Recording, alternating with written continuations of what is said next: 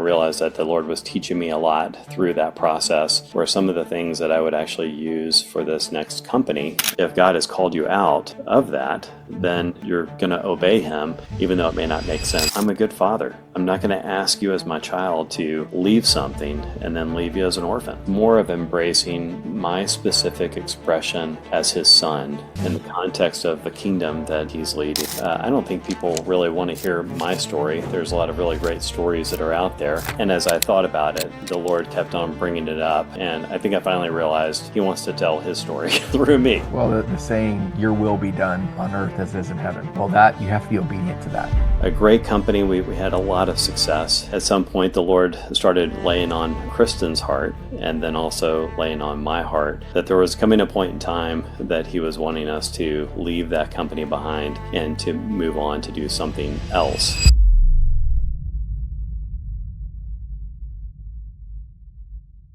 Well, we want to welcome you guys back to another episode of Crazy Unbelievable Faith. I am one of your co-hosts, Brian Owen, alongside my wife, Kersha. Hi. How you doing this evening? I'm doing great. How are you? I'm great. It's been a busy week already, and it's just the first of the week. So we're excited. This is kind of a really cool episode that we're able to bring on a guest, Hunter Murray. For those of you that don't know him, you'll get to know him on this podcast. And if you have not already, subscribe and like and follow, because behind this, there'll be all kinds of show notes, information, things like that. If there's questions that you have, I know, Kersha, you've talked about it before. If people have comments or prayer requests, to send those to us. Or if you want to get in touch with Hunter, I'm speaking for him right now, but if he's open to that and you want to have follow-up questions to him, his information will be linked for those that are subscribed and following the podcast. So Yes. Hi, Hunter. How are you? Fantastic. How are you? Good. We're good. So, and I know this was dubbed what was the title of it again that you were saying? Of the podcast?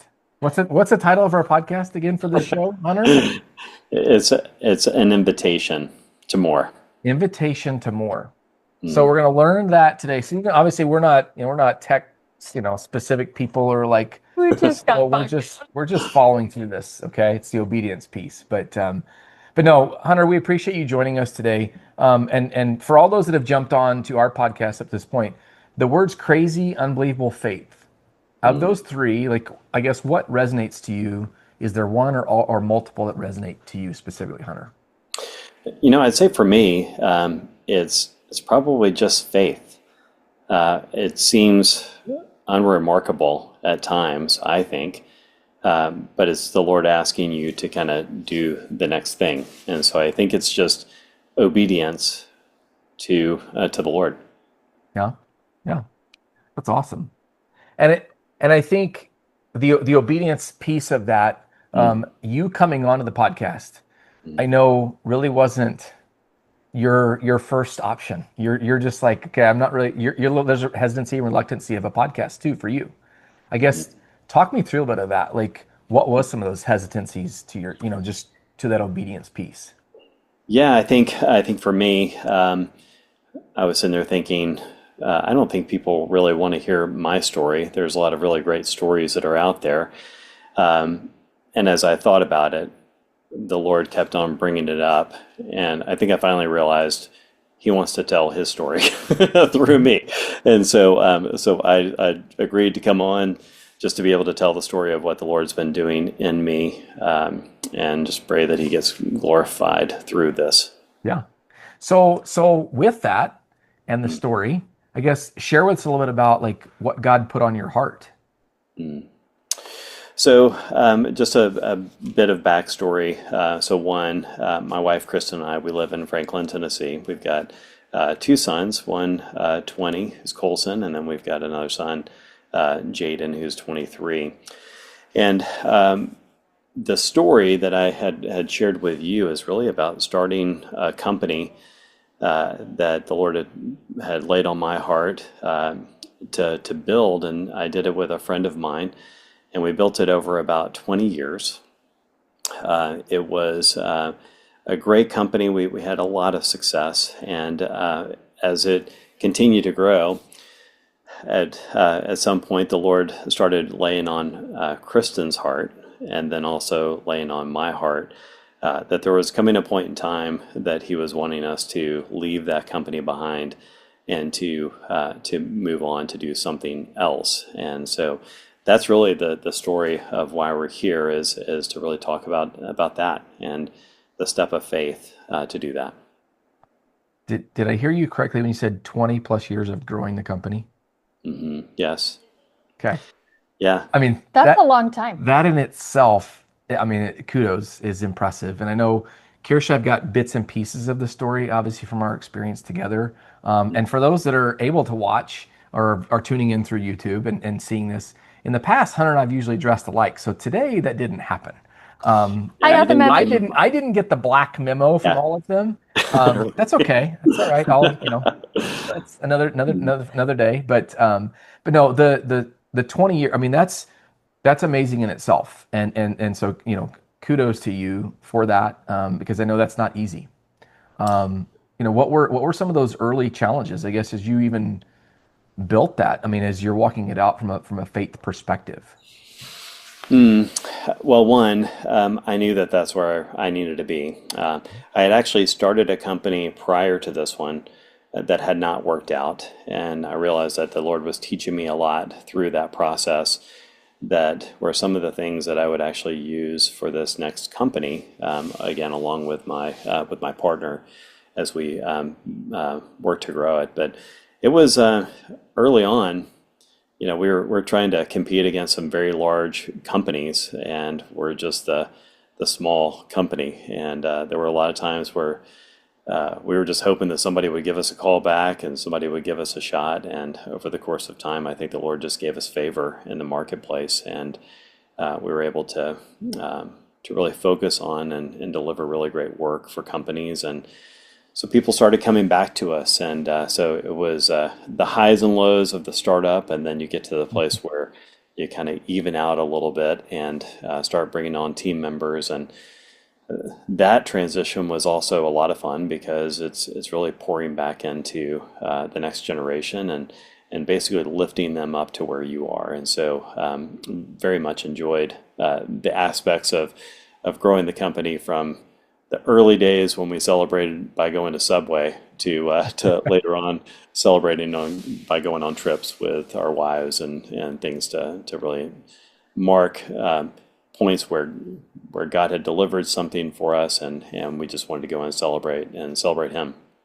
So it wasn't Subway to then Chipotle with your wife. It was like you actually went to nice places. Is that what I'm understanding? A little nicer than that. Okay. A little nicer than that. We would, again, I kind of take it seriously when the Lord would cause Israel to stop, and He would say, "I want you to stop, and I want you to celebrate." And so that was a big part of what we started the company on is that we need to stop and celebrate and give glory to the Lord when we had some successes that happen. And so early on, it was Subway.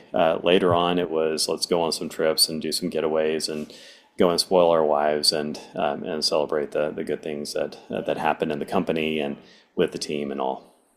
Well, and that is, I commend you. Kudos to that. Taking that time to pause. I think a lot of companies don't do that as they're growing. I mean, countless stories that we've heard that we've experienced ourselves where it's just like we just keep the pedal to the metal. And you never, that old saying of stop and smell the roses. I don't think people ever do that. I distinctly, I can remember a time I'm traveling for my job, and those the big wind turbine farms. Yes. Like, wind turbines, whatever they are. But I remember I'm driving, and I was like, you know what?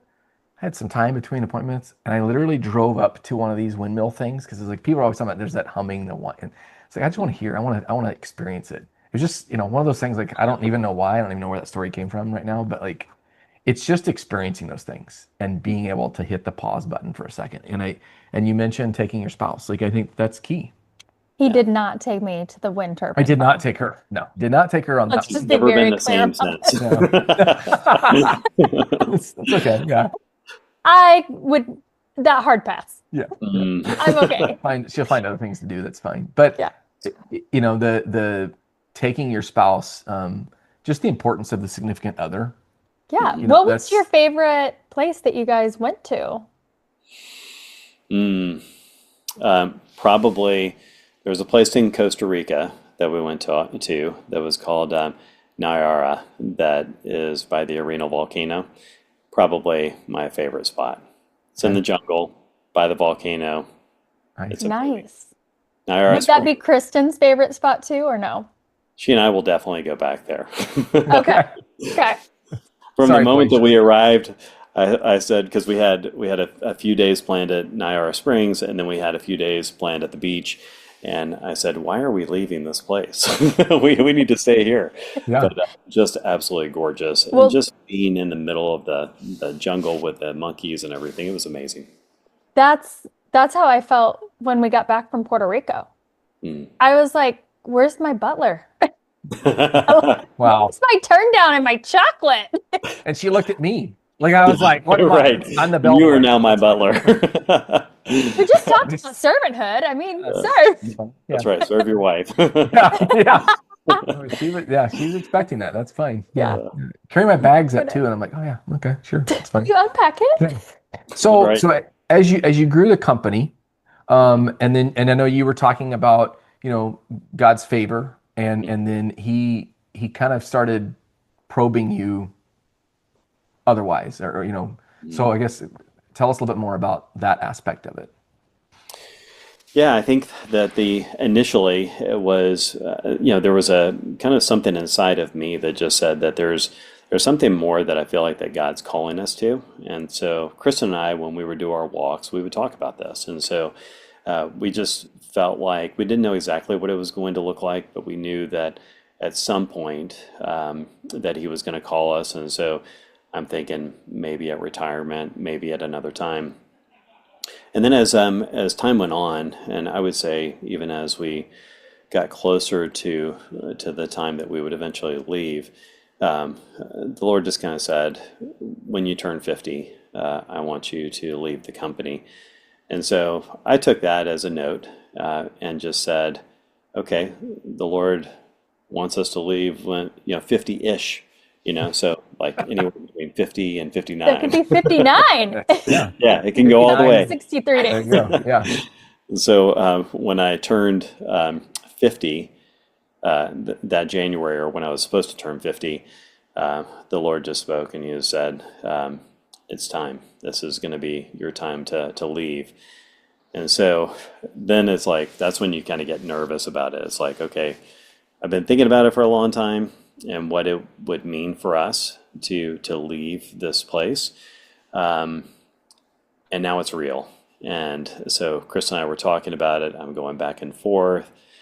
I've got some anxiety. It's like I don't know if we're really prepared for this. It's all the things. And What I'll was just the say, length yeah. of time between when you got the word and when you turned 50? What was that length of time? I think it's really important for listeners and viewers to understand that not everything is, okay, you got Right it, and the next day you're leaving. Yeah, I would say it probably was about a year before. But even still, when I got that word, I was still thinking, maybe this is just me. Maybe I'm just thinking this, 50. So you kind of make a note of it. But maybe that wasn't the Lord that was saying that. So I took it and said, if you ask me to, I will. But I kind of tucked it away. I think that there was a part of me that felt like that the timing would be a little different than what He initially had said a year earlier. And then I have one other question, Hunter. Yeah. Was that an audible voice that you heard? God speaking? Was it a feeling? Was it just you were in prayer? Did it come to you Yeah. outside of prayer? Yeah, it's not an audible voice, but I think when He's really wanted me to do something, I've had this prayer, which is that I'm not smart enough to be able to hear you, and so I want you to make it like really clear to me. And so when He's asked me to move on something, or when He's been trying to communicate something, He's been very clear with me. And so I've learned to hear His voice because there's a lot of times He says things that I wouldn't say. Like I would not probably have said, "Hey, let's go and move." there's other times that he's asked me to do some things that I'll give you an example. At one point, my one of my disciplers had asked me. He said, I really need a car, so I'd love it if you would pray, that the Lord will provide a car. And so I'm like, I'll do that. So I'm praying to the Lord. I'm like, Lord, I pray that you would just give this person this car and that you'd provide the resources and stuff. And he said, you've got a car. You give him your car. And I was like, that's definitely not what I was thinking going into that. So there's been voices along the way that, which is another story for another day, but times along the way that he said something that is just not something I would be thinking or I would say. And in this particular case, I felt pretty sure, but I felt like he would affirm it later if that was really him speaking, which of course he did. Okay, so did you get a confirmation before you walked away from this company? Um, Probably just through people giving words to me, or saying something to me, or there were a couple of things that were sent to me that were just kind of reading my mail where this other person really didn't know exactly any of this that was going on. But we're just affirming pieces, and there was one last one that I received where it's like, okay, I'm supposed to go. But it's still difficult. And the difficulty Absolutely. is one, this is a team that you've built, and Mhm. so you brought like between myself and my partner and others, we've brought this team together, and so we're close, Mhm. and so that's difficult. The other piece of it is that when you build something, or you have a company, there's people who look at you and that becomes a lot of your identity. That, Yeah. oh, they're so and so. They're one of the co-founders of this company, or they are so and so that leads something over here, and so it becomes your identity. And then thirdly, I would say that there's some pieces that I found myself finding identity in, which might even have been around like my relationship with certain ministries because of the amount of money that we were able to make and things like that. That I knew walking into this, it was leaving behind really those identities, Mhm. and it was embracing the identity that Christ had given to me. Mhm. Is that enough for you? Mhm. To just be my kid and to be the leader that I made you to be and to walk the way that I've asked you to walk. And so for me, once I knew that that's what he wanted me to do, I did not want to be in that role and with that identity anymore. Main thing is that when I see him, I knew that he invited me into something, and I just wanted him to know that I wanted to join him in that. It's a it's a it's a special relationship that we Yeah. have with the Lord, and just being able to be with Him, and to be his son, his for me his son, for his Mhm. to be his child, Yeah. is huge. Well, the saying, your will be done on earth as is in heaven. Hmm. Well, that you have to be obedient to that. Hmm. And you kept saying identity. I'm going to go back to Hmm. that just for a second. Identity.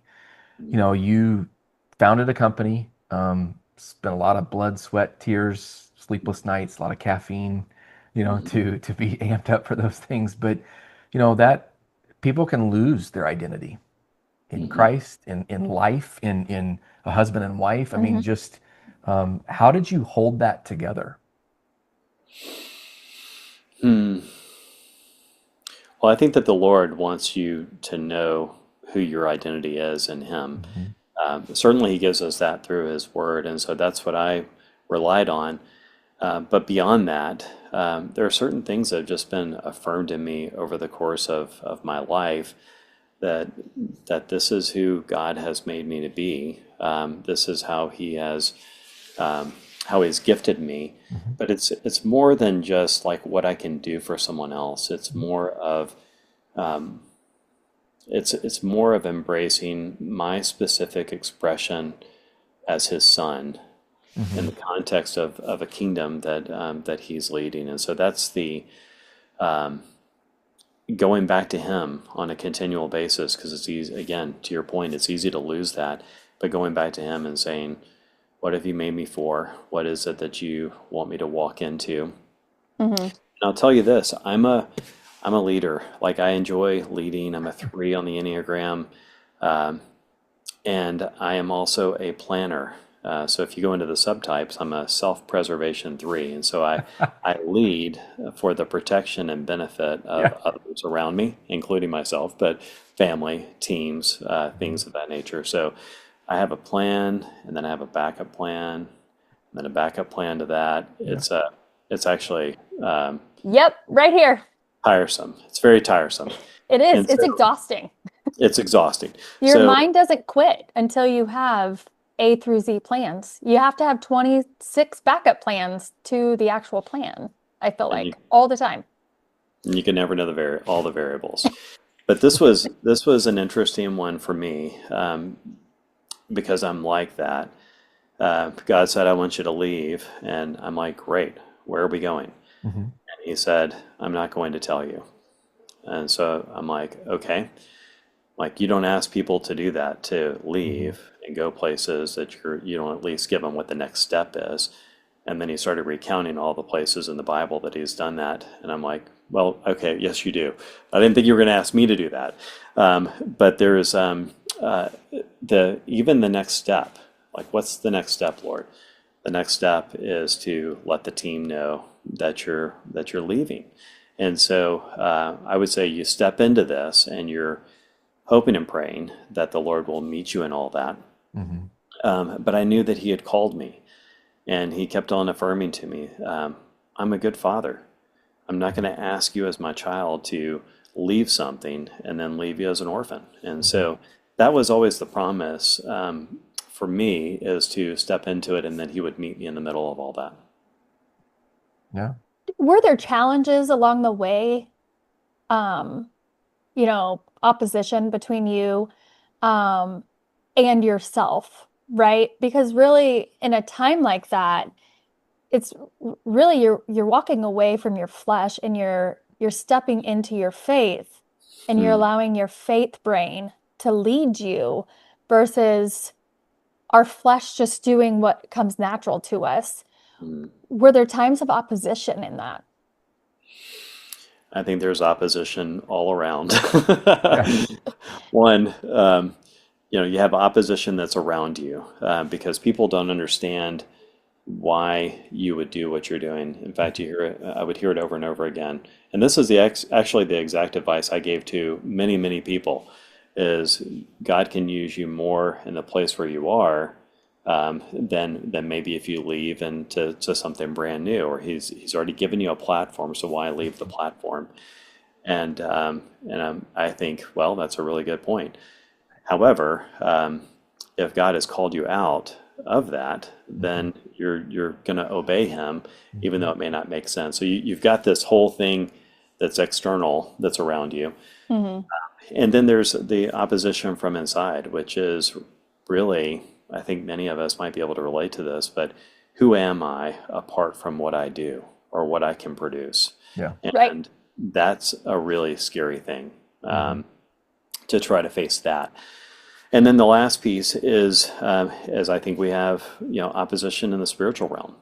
And so the last, I would say, the last push was really from the enemy, which was, hey, if you stay in this role, think about how much money that you can give away for the good of the kingdom.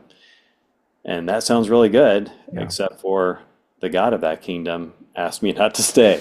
And so I Yeah. think you have opposition all around, when you're going through something like this, and you're trying to step out in faith. That's one thing Brian and we've experienced. It's almost like people look at us like we have four heads. What do you mean? God asked you to do that, and you're just gonna walk it out. Mm, That's what He asked us to do. mm, It, from from the get-go, he asked us just to walk it out. I want you to do this and walk it out and just have faith in that. And your flesh and your faith go to war with each other at times. Yeah. And it's becoming more Christ-like. It's having way more faith and thinking with your spiritual self and just finding peace in what God has asked you to do. But I don't want to leave this portion of the conversation without saying what you did, Hunter, was absolutely admirable. It also is inspirational to others that maybe God's just asking them to sell their car, but maybe God is asking them to uproot their entire family and move halfway across the world as missionaries. They're vastly different asks, but both have a place of obediency in that. And that's where I think stories like this are so impactful to God's kingdom.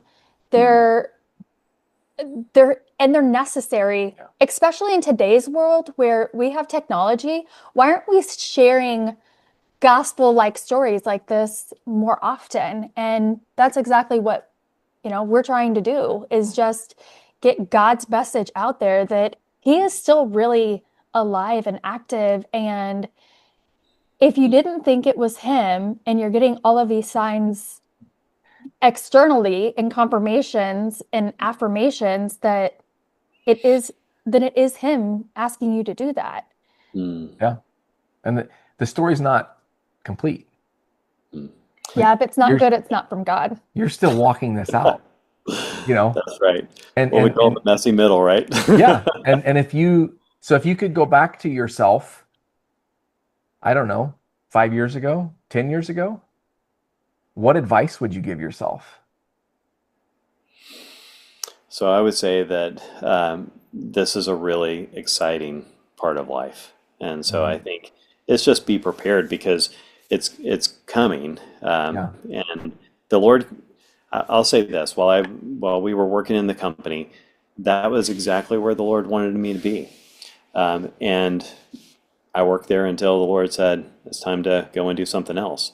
Yeah. But it's important to talk about what that looked like for me in terms of him saying it's time to go and do something else. And I would say that the Lord initiates in at times along our life and just basically says, hey, would you like to, I'm going to go do something. Would you like to come with me? Now, you can't stay there, Yeah. but if you want to come with, then I would love for you to come with me. And I've related this to a few different people, because I had a great relationship with my dad. But when I was probably 6, 7, 8 years old, he would come into my bedroom on Saturday mornings and he would just whisper in my ear and he would say, do you want to go fishing? And so, as a kid, it's like, I want to go with my dad. And so I would get up, I'm moving through, putting on clothes, and we would just go fishing together. But that was the invitation. That's what it felt like from the Lord, is that, hey, I'm going fishing. Would you like to come? And me saying, yes, I'd like to go. There for a long time, I'm sitting there thinking, feels pretty good to be asleep here, in bed. Yeah. But I just wanted to be with him. And so that's for in this particular case, I don't think that he really would have been upset with me if I would have stayed, actually. I think it was okay to say no. But it was also something where I didn't want to say no. I wanted to go with him and what he's doing. And I'll tell you one other thing that was kind of interesting about this.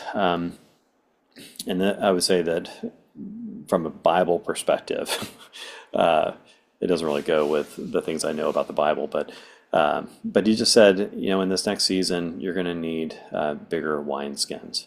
And so when I thought about that, for what we were going to go do, it was more capacity. And so I told the Lord, I said, I don't really know. I don't know how to actually increase my capacity. I feel like I've got good capacity. But this last year and a half has been all about him changing me, shaping me, giving me a different worldview than what I've had. Kristen's commented on it, my wife. My kids have seen it. I mean, my kids came home and they were kind of like, "Whoa, not sure exactly what's happened here," but there's been a shaping and a changing that's happened, and I'm in the messy middle. Yeah. I've been out for a year and a half. I do have a company that I enjoy working with, that is a software company where I know the leadership team and I get a chance to invest in them. And I've got some other things that I'm doing, but it's mostly just trying to make myself available to the Lord for this season. But the messy middle is me saying, are we going to do something like full time at some point? Are we going to do something permanent? We're going to go build something new. And the Lord is just very patient and saying, Hunter, it took you a long time to get prepared to run a company or to build a company, and you had to learn a lot of stuff. So what difference does it make if it takes a little bit of time for me to equip you for what we're about to go and do? And so for me, it's patience. You're the patience, you're in the refining mode Yes, also. Like you've said, that's right. messy middle.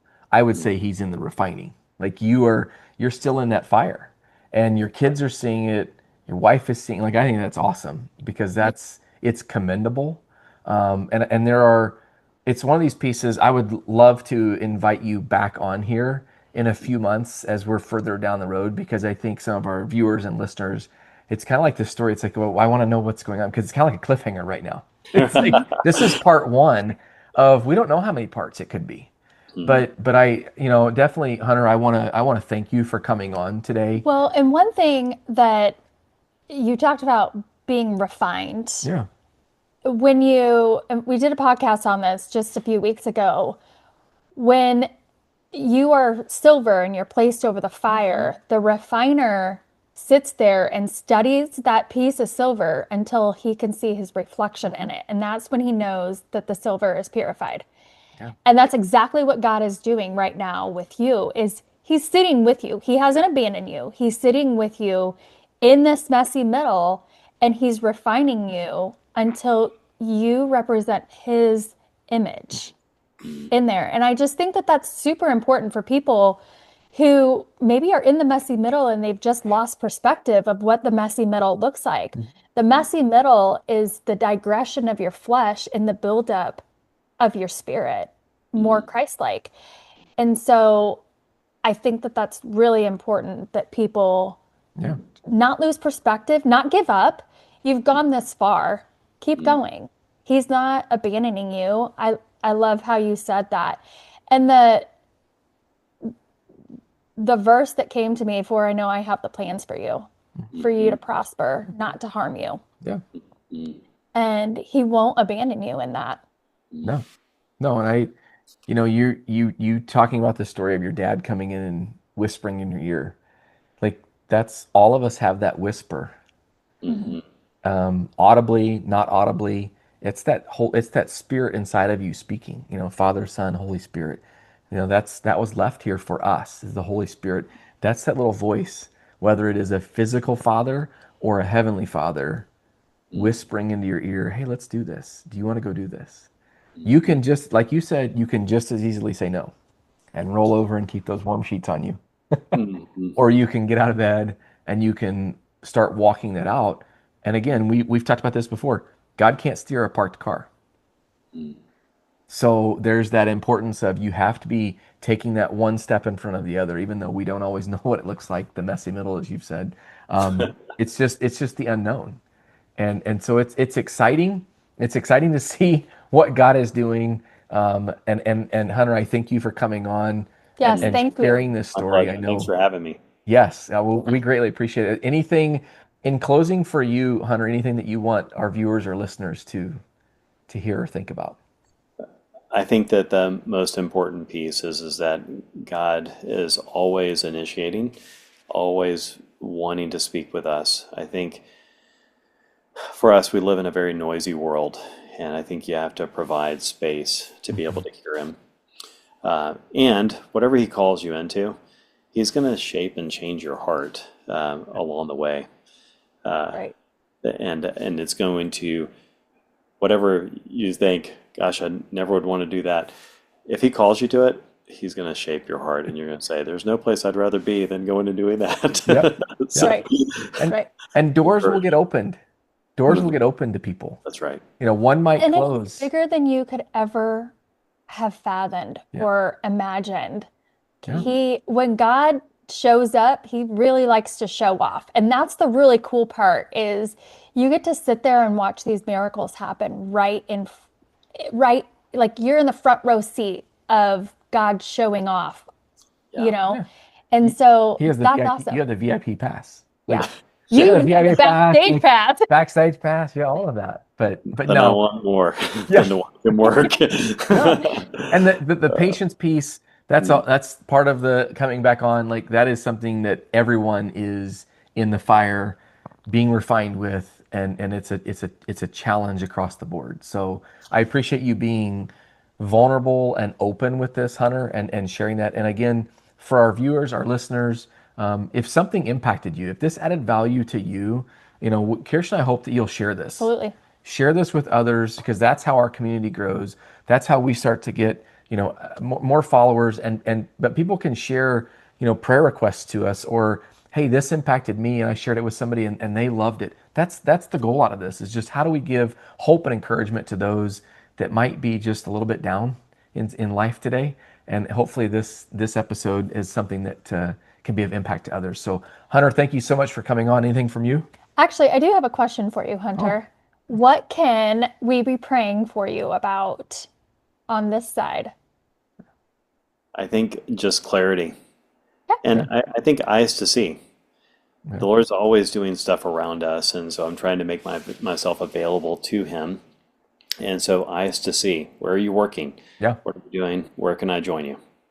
That's All right. the noise of society, as you said. We live in a noisy society. It's taking that time to find the quiet place, wherever that might be, and just actively seeking out to be able to hear God's voice. Yeah. Yeah. Well, awesome. we Thanks for will asking. be praying for you in that realm. Yes, yes. So thanks Hunter, for sharing. say hi to your wife for us. And until next time, thank you all for watching. Hunter, thank you for the time. And thank you for watching another episode of Crazy Unbelievable Faith. Have a great rest of the evening. Thanks, guys.